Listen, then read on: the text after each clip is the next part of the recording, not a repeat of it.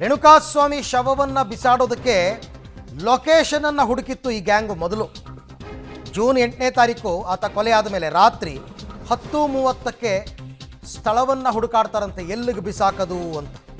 ಸುಮ್ನಹಳ್ಳಿ ರಾಜಕಾಲುವೆ ಲೊಕೇಶನನ್ನು ಹೋಗಿ ನೋಡ್ಕೊಂಡು ಬರ್ತಾರೆ, ಇಲ್ಲಿ ಬಿಸಾಕ್ಬೋದು ಅಂತ.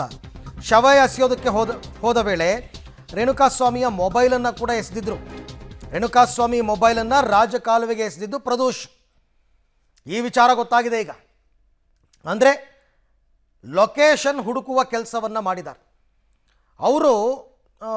ಸ್ವಲ್ಪ ಇನ್ನೂ ಕೂಡ ಇದೆಲ್ಲವೂ ಕೂಡ ಗೊತ್ತಾಗಬಾರ್ದು ಅನ್ನೋದಾಗಿದ್ದರೆ ಬೆಂಗಳೂರನ್ನ ಬಿಟ್ಟು ಹೊರಗಡೆ ಎಲ್ಲಾದರೂ ನಿರ್ಜನ ಪ್ರದೇಶದಲ್ಲಿ ತಗೊಂಡೋಗಿ ಯಾವುದೋ ಒಂದು ಗಿಡ ಗಂಟಿಗಳು ಬೆಳೆದಿರತಕ್ಕಂಥ ಜಾಗ ಅಥವಾ ಕಾಡು, ಸಣ್ಣ ಪುಟ್ಟ ಕಾಡುಗಳು, ಇಂಥ ಕಡೆ ಏನಾದರೂ ಬಿಸಾಕಬಹುದಾಗಿತ್ತು. ಆದರೆ ಪಟ್ಟಣಗೆರೆ ಶೆಡ್ಡಿಂದ ಇವರು ಶವ ಬಿಸಾಕಿದ ಜಾಗ 5 ಕಿಲೋಮೀಟರ್ ರೇಡಿಯಸ್ಸಲ್ಲೇ ಇದೆ, ಸುಮ್ನಹಳ್ಳಿ ಬ್ರಿಡ್ಜ್. ಅಂದರೆ ಇವರು ಗಾಬರಿಗೆ ಒಳಗಾಗಿ ಯೋಚನೆ ಮಾಡೋದಕ್ಕೂ ಇವರಿಗೆ ಟೈಮ್ ಇಲ್ಲ, ಯೋಚನೆ ಮಾಡೋದಕ್ಕೂ ಇವ್ರ ಕೈಲಿ ಆಗ್ತಾ ಇಲ್ಲ.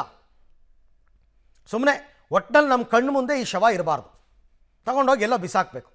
ರಾಜಕಾಲುವೆಗೂ ಕೂಡ ಕನಿಷ್ಠ ಇವರು ಬಿಸಾಕುವಷ್ಟು ತಾಳ್ಮೆ ಇರಲಿಲ್ಲ. ರಾಜಕಾಲುವೆಯ ದಂಡೆ ಮೇಲೆ ಶವವನ್ನು ಎಸೆದು ಬರ್ತಾರೆ. ಈ ಬಗ್ಗೆ ಮತ್ತಷ್ಟು ಮಾಹಿತಿ ನನ್ನ ಕೊಲೀಗ್ ನಾಗೇಶ್ ಅವರಿಂದ ಪಡಿತೀನಿ. ನಾಗೇಶ್, ಇವಾಗ ರೇಣುಕಾಸ್ವಾಮಿ ಶವವನ್ನು ಡಿಸ್ಪೋಸ್ ಮಾಡುವ ವಿಚಾರದಲ್ಲಿ ಪೊಲೀಸರು ಚಾರ್ಜ್ ಶೀಟಲ್ಲಿ ಏನೇನು ವಿಚಾರಗಳನ್ನ ಹೇಳಿದ್ದಾರೆ?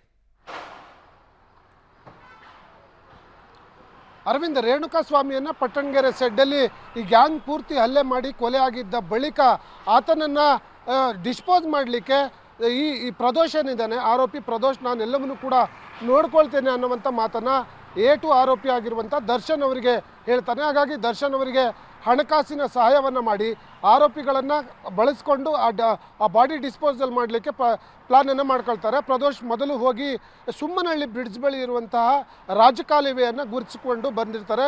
ಇಲ್ಲಿ ಆತನ ಬಾಡಿಯನ್ನು ಡಿಸ್ಪೋಸ್ ಮಾಡಿಬಿಟ್ಟು ಇಲ್ಲಿಂದ ನೇರವಾಗಿ ಆರೋಪಿಗಳು ಕಾಮಾಕ್ಷಿಪಾಳ್ಯ ಪೊಲೀಸರಿಗೆ ಸರೆಂಡರ್ ಆಗಲಿಕ್ಕೆ ಪ್ಲಾನನ್ನು ಮಾಡ್ಕೊಂಡಿರ್ತಾರೆ ಪ್ರದೋಷ್. ಹಾಗಾಗಿ ಅಲ್ಲಿಯ ಸ್ಪಾಟನ್ನು ಗುರುತು ಮಾಡಿಕೊಂಡು ನೇರವಾಗಿ ರೇಣುಕಾಸ್ವಾಮಿಯ ಬಾಡಿಯನ್ನು ಆ ಮೋರಿಯ ಬಳಿ ಎಸೆದು ಅಲ್ಲಿಂದ ನೇರವಾಗಿ ಆರೋಪಿಗಳು ಕಾಮಾಕ್ಷಿಪಾಳ್ಯ ಪೊಲೀಸ್ ಠಾಣೆಗೆ ಹೋಗಿ ಸರೆಂಡರ್ ಆಗಲಿಕ್ಕೆ ಪ್ಲಾನನ್ನು ಮಾಡಿಕೊಂಡು ಅಲ್ಲಿ ತೆಗೆದುಕೊಂಡು ಬಂದು ರೇಣುಕಾಸ್ವಾಮಿಯ ಬಾಡಿಯನ್ನು ಎಸೆದು ಹೋಗಿರುವಂಥ ಮಾಹಿತಿಗಳನ್ನು ಈ ಒಂದು ಚಾರ್ಜ್ ಶೀಟ್ನಲ್ಲಿ ಉಲ್ಲೇಖವನ್ನು ಮಾಡಿರುವಂಥದ್ದು.